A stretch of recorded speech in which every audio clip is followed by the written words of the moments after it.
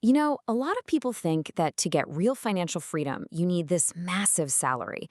But what if that's just not true?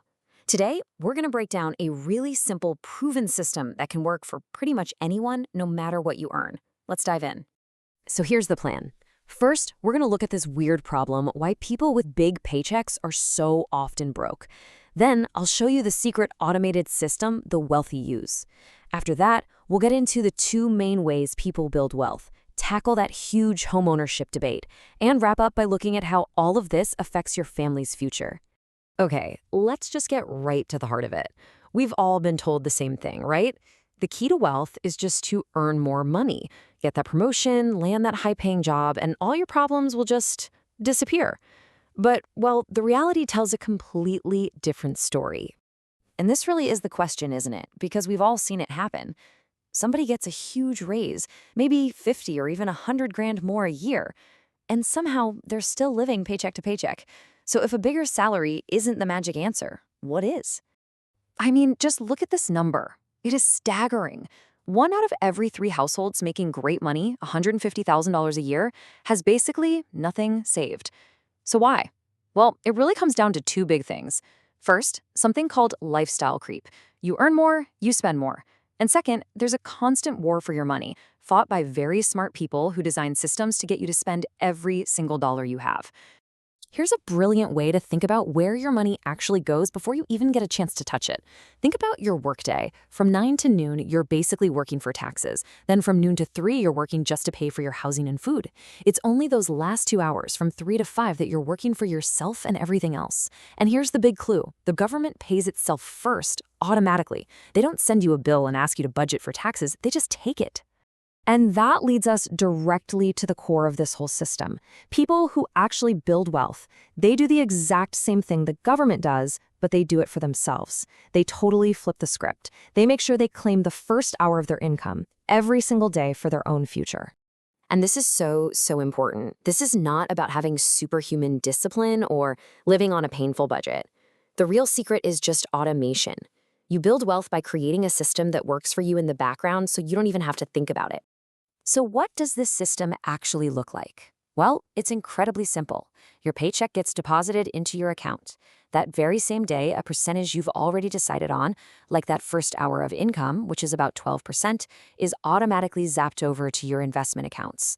Then you just live off of whatever is left. Your future is taken care of before you even have a chance to spend a single cent. Now, the most common tool for this is some kind of retirement account, like a 401k in the US. But don't worry about the name. Most countries have something similar that gives you a tax break. These things are so powerful because they let your money grow over the long term, and a lot of times your employer will even match what you put in, which is literally free money. It is the absolute easiest on-ramp to getting this automatic system going. Okay, so you've got your savings automated. That's a huge win. The next question is, where does that money actually go?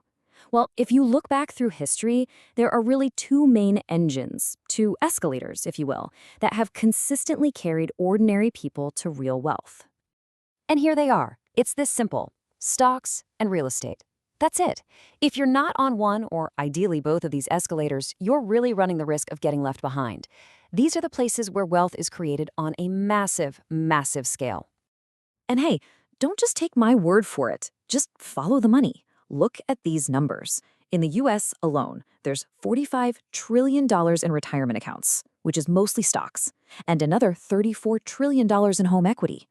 You add that up, and it's almost $80 trillion. The clues are right there in plain sight. This is where the wealth is. All right, so this brings us to one of the biggest, most heated debates in finance right now. You hear it everywhere from all these experts online. Don't buy a house. It's a terrible investment. You should just rent. It's cheaper, it's smarter. Okay, let's actually dig into that. Let's start with just a quick snapshot of reality. The average net worth of a homeowner in America is about $400,000. The average net worth of a renter, $10,000. Now look, I know correlation isn't causation, but when you see a gap that big, you gotta take a closer look. 40 times. Let that sink in. This isn't just a small difference. This is a life-changing, generation-defining gap. So why? Why does this massive wealth gap exist? Let's break it down. So, the argument against buying a house usually goes something like this. Once you add up all the costs, property taxes, insurance, repairs, all the fees, the actual return on your house after inflation is basically zero. And honestly, it sounds like a pretty convincing argument, right? But, and this is a huge but, that argument leaves out four crucial superpowers that homeowners have. You get leverage, it's a forced savings account, you get major tax benefits, and it's an incredible protection against inflation. Let's just focus on that first one for a second, because leverage is the real game changer here. Okay, let's just use a super simple example for leverage. Let's say you put $40,000 down on a $200,000 house. A few years go by, the market does well, and now that house is worth $400,000. Your profit is $200 grand. But remember, you didn't invest $200 grand. You only put in $40,000. That's a 5 times return on your cash. You simply cannot do that with stocks without taking on an insane amount of risk. So this brings us to the really long-term view. The decision to rent or buy isn't just about your lifestyle for the next few years. It has deep, multi-generational consequences. For most families in this country, the home is the main way that wealth gets passed down from parents to kids. Just look at the cold, hard numbers on renting. If your rent is $5,000 a month, after 10 years, you've paid your landlord $600,000. Over 30 years, and this is assuming your rent never goes up, which, let's be real, is impossible, that's over $1.8 million. And the equity you've built after spending all that money? Zero. Absolutely nothing. And this really gets to the simplest, most powerful truth in this whole debate. That argument about just rent and invest the difference, it usually falls apart in the real world. Why? Because you can't live inside an index fund. You have to live somewhere. Housing is an expense you can't avoid. So the only real question is whether that expense is going to build your wealth or someone else's.